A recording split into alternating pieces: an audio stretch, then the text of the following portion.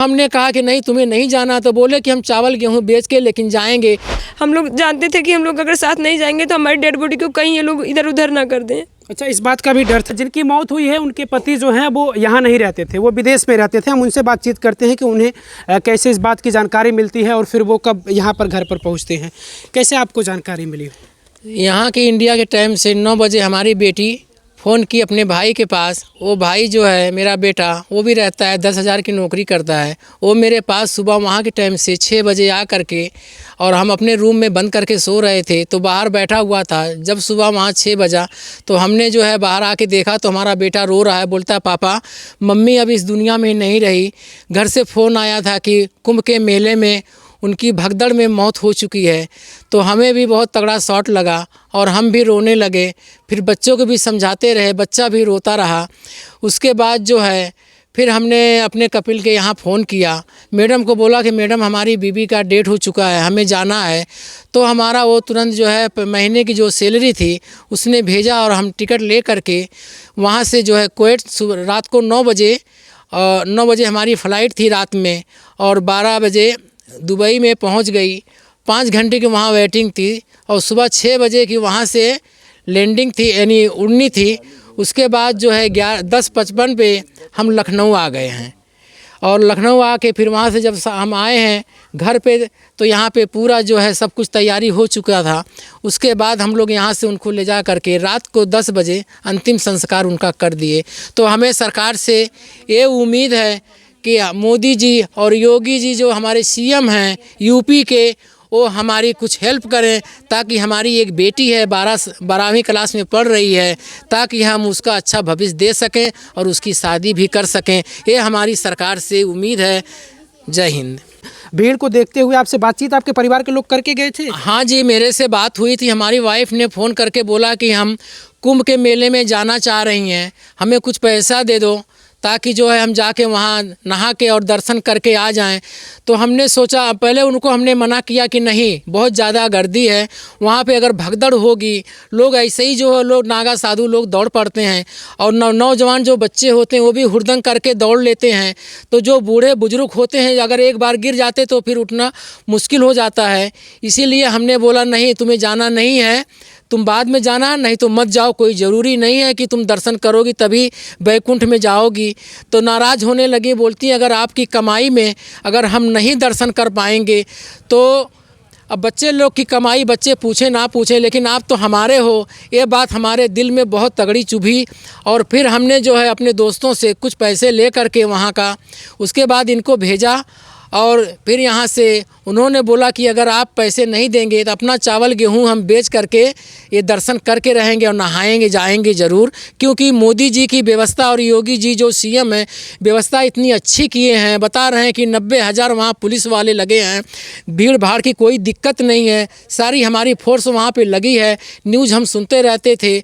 जब उन्होंने कहा कि यानी यहाँ पे हम जाएंगे दर्शन करने, तो फिर हमने बोला कि जब वो कह रहे हैं कि आपके कमाई में अगर हम आपके कमाई से नहीं दर्शन कर पाएंगे तो इसके लिए जो हमको बहुत यानी तकलीफ़ हुई। तो फिर हमने उनको भेज दिया कि जाओ।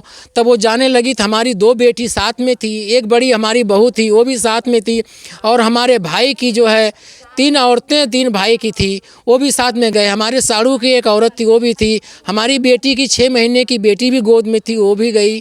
लेकिन जो है हमारी बीबी जब भगदड़ मचा है वो जो है नहीं बच पाई। थोड़ा उम्र यानी 53 उनका हो चुका था। इस वजह से वो ज़मीन पे जब गिर पड़ी, लोगों ने धक्का दे करके उनके ऊपर से चढ़ना चालू किया। हमारे फैमिली के सारे लोग उनसे बिछड़ते चले गए, सब दूर चले गए, और इसी वजह से हमारी वाइफ वहाँ दब के कुचल करके एकदम वो चिपका हो गई चुकी थी। तो फिर बाद में हमारे जो बच्चे थे वो साइड में जा कर के कहीं खड़े हो गए। फिर जब पुलिस मिलिट्री वहाँ पे जो पहुँची है तो उनको शांत की है। बाद में हमारी जो बहू थी उसको पता था कि यहाँ कोई एक पिलर था, खंबा था, वो उसके दिमाग में था। तो वहाँ ढूंढते ढूंढते हमारी बेटी जो बड़ी वाली वो वहाँ पे गई तो देखी मम्मी की वहाँ लाश पड़ी हुई है। तो जो है फिर उसको वहाँ से यानी पूरी पुलिस की हेल्प मांग करके कैसा भी करके हॉस्पिटल कौन सा था, सेंट्रल हॉस्पिटल में उनकी बॉडी को पुलिस वाले नहीं उठा रहे थे, लेकिन ये लोग ने पुलिस वाले के गर्बान पे हाथ डाल दिया, उसके लिए सॉरी। और गरबान डाले और फिर ये लोग बच्चे लोग हमारे जिद कर लिए कि हमारी मम्मी की जान जा चुकी है, आप लोग यानी हेल्प करने के लिए हैं, ये नहीं कि छोड़ के भाग जाएं बीच में। तो इसी वजह से जो है फिर वो पुलिस के जो सीएम साहब थे उनको जो है फिर उनकी गाड़ी में बॉडी ले करके हमारे बच्चे जो है और बच्चों को भी नहीं बिठा रहे थे, बोले सिर्फ बॉडी जाएगी, बॉडी के साथ में एक तुम्हारा परिवार जाएगा। तो हमारी दोनों बेटी बोली कि सर जी अगर हम 3 लोग साथ में हैं, अगर नहीं जाएंगे तो कैसे यानी हम देखेंगे अपनी मम्मी को। तो बोले कि ठीक है, फिर कैसा भी करके उन्होंने बच्चों को साथ लेकर गए। उसके बाद वहाँ लिखा पढ़ी करा करके बॉडी को हमारे हवाले, बच्ची के हवाले कर दिए। बॉडी रात को कल जो है शाम को यहाँ पे परसों रात को ये लोग बॉडी लेकर के आ गए थे और हम विदेश में थे। हमारी टिकट वहाँ से रात को 9 बजे थी और कल शाम को हम जो है 4 बजे अपने घर पहुँचे हैं। उसके बाद जो है बॉडी को हम देख करके बहुत रोए, बहुत तकलीफ़ हुआ। अच्छा, आप ये बता रहे हैं कि आपकी पत्नी आपसे जिद करके गई थी, कह कर गई थी कि अगर आप पैसा नहीं देंगे तो हम गेहूँ चावल जो भी बेच कर जाएंगे, जरूर स्नान करने जाएंगे। वो चीज़ें अब तो आपको बहुत चुभ रही होंगी, बहुत याद आ रही कि आखिर हमारी पत्नी ने हमसे ज़बरदस्ती करके गई। सर जी अगर बीबी ने ऐसा नहीं कहा होता, क्योंकि हम विदेश में बचपन से पैसे के पीछे हम ज़िंदगी भर दौड़ते रहे और हम जो है ज़्यादा कहीं दर्शन नहीं कर पाए हैं, तो हमने सोचा कि बीबी कहीं हम जब घर पे आते हैं तो बीबी ले जाती है तो साथ में हम दोनों जाके दर्शन अपना कर लेते थे। लेकिन इस बार हम नहीं थे, तो इसकी वजह से जब उन्होंने पैसे की जिद कर ली तो हमने कहा कि नहीं तुम्हें नहीं जाना। तो बोले कि हम चावल गेहूँ बेच के लेकिन जाएंगे। ये महाकुंभ का ऐसा अवसर जो है 144 साल बाद पड़ा है, इसके लिए पूर्णमासी का दिन भी है, बहुत शुभ मुहूर्त है। इसके लिए हिंदू धर्म में देवी देवता का जो वो बहुत बड़ी भक्त थी, इसके लिए वो मानती थी कि हमारे देवी देवता में शक्ति है। इसीलिए तो फिर हम उनकी बात मान गए और फिर हमने इजाज़त दे दिया। अपने दोस्तों से पैसा इधर उधर से मांग करके उनके जाने का इंतज़ाम किया। फिर यहाँ से वो गई और फिर लास्ट में जब हमारे पास ये खबर आई तो हमको बहुत तकलीफ़ हुई। अच्छा, ये बातचीत में ये बता रहे हैं कि पुलिस 100 जो है वो नहीं दे रही थी, जोर ज़बरदस्ती से आप लोग लिए थे?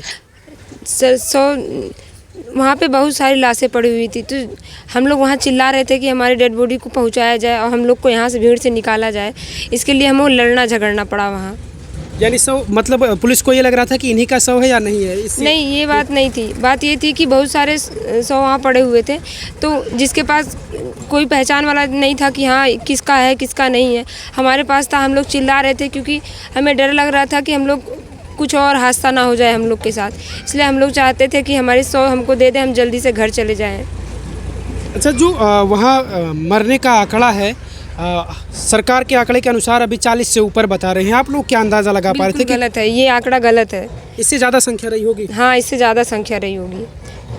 जिस सेक्टर में हम लोग थे वहाँ पे ही 17 लोग की मृत्यु हुई थी, तो जाहिर सी बात है और कहाँ कई जगह भगदड़ हुआ था, तो इतना नहीं हो सकता। अच्छा, मरने वाले में क्या बच्चे भी शामिल थे? बहुत थे बच्चे, बहुत थे उसमें। बूढ़े तो बच ही नहीं पा रहे थे, जवान बच ही नहीं पा रहे थे, तो बच्चों का क्या है, बच्चे तो 2 मिनट में मर जाएंगे। ये पूरी चीज़ें उन्होंने बताया किस तरीके से वहाँ भगदड़ मचती है और उसके बाद फिर ये प्रयास करती हैं, एक बार अपनी सासू माँ को बचा कर लेकर आती हैं, लेकिन फिर उसी दौरान बचा के नहीं ला पाए थे। बस हम लोग साथ आ गए थे, बस हम लोग को इसकी तसल्ली थी कि हमने मम्मी का हाथ पकड़ लिया, अब हम लोग सुरक्षित हैं। हाँ, लग रहा था कि मम्मी मेरे साथ आ गई, अब हम लोग बचा लेंगे। लेकिन वहाँ भीड़ इतनी ज़्यादा थी कि सबको सांस लेने में दिक्कत हो रही थी। हम लोग भीड़ में थे, बस साथ रहने से एक हिम्मत मिल रही थी कि हाँ साथ में है, मेरे पास खड़ी हैं वो। लेकिन उस भीड़ ने मेरी मम्मी की जान ले ली। कि अभी 4 लोग हैं जो आ रहे हैं हाँ, वापस? 4 लोग हैं जो अभी भी वहाँ फंसे हुए हैं, बस में हैं। बातचीत सबसे हुई है कि नहीं? हाँ, हुई है। कौन कौन लोग हैं वो जो वहाँ? मेरी चाची हैं और मेरी मौसी लगेंगी, मौसी सास हैं, बड़ी मम्मी सास हैं और मेरी एक जेठान है। अच्छा, उस दौरान आप लोगों ने उनको तलाशने की कोशिश की थी कि आखिर वो लोग कहाँ चले गए जो भटक गए? सब लोग इधर उधर थे। हम लोग बस इतना याद था कि हाँ इस जगह पे भगदड़ हुई, सब वही सोच के कोशिश कर रहे थे कि चलो उस भगदड़ की जगह पे चलते हैं, शायद वहाँ पे हमारे परिजन में से कोई मिल जाए हमें। तो हम लोग इसलिए कोशिश करके वहाँ इकट्ठा हुए। लेकिन जब मम्मी की डेड बॉडी देखे तो हम लोग वहाँ चिल्ला कर रोना शुरू कर दिए। फिर धीरे धीरे जो हमसे बिछड़े हुए थे सब लोग वही सोचकर उस जगह पे पहुँचे कि वहाँ चलते हैं, शायद कोई मिल जाए। वहाँ आए वो लोग, हम लोग इकट्ठा हुए। और एक चीज़ ये भी, अगर वो लोग साथ हम लोग के एम्बुलेंस में बैठने दिए थे तो मेरे परिवार वाले जो वहाँ फंसे हुए वो लोग नहीं फंसते, वो लोग भी हम लोग के साथ घर आ गए होते। अच्छा, वो लोग साथ में नहीं बैठने दे रहे थे, बोल रहे थे बस एक लोग। मेरी मौसी और मेरी बड़ी मम्मी बैठ गई थी, उन लोग को निकाल दिया गया उसमें से, एम्बुलेंस में से बाहर। हाँ, निकाल दिया गया। और उसमें से भी बोल रहे थे कि कोई एक लोग ही जाएगा। हम लोग लड़ झगड़ के, इसलिए हम लोग को लड़ना झगड़ना पड़ा, क्योंकि हम लोग जानते थे कि हम लोग अगर साथ नहीं जाएंगे तो हमारी डेड बॉडी को कहीं ये लोग इधर उधर ना कर दें। अच्छा, इस बात का भी डर था क्या? कुछ ऐसे परिजन भी वहाँ थे जो अपनी डेड बॉडी को नहीं ढूंढ पा रहे थे, उन्हें नहीं पता चल रहा था? भीड़ में कैसे पहचान में आएगी? किसी का मुंह इतनी बुरी तरह से जख्मी था, किसी का चेहरा पहचान में नहीं आ रहा था। वहाँ धूल मिट्टी इतनी ज़्यादा थी, किसी को पहचानना बहुत मुश्किल हो रहा था। यानी बड़ी भयावह स्थिति वहाँ पर बहुत ज़्यादा। देखिए पूरा मंजर ये आंखों देखा बता रही हैं, क्योंकि इन लोगों के सामने सब कुछ होता है, भगदड़ मचती है और फिर भगदड़ में वहाँ सिर्फ उसके बाद फिर लाशें बिछ जाती है। फिर जो बचे हुए परिजन थे अपने परिजन को तलाश रहे थे। कुछ लोगों के परिजन मिलते हैं, जैसा कि इन लोगों के साथ भी जो 4 लोग थे वो भी लापता हो जाते हैं, लेकिन अब खबर ये है कि वो लोग वहाँ से वापस आ रहे हैं।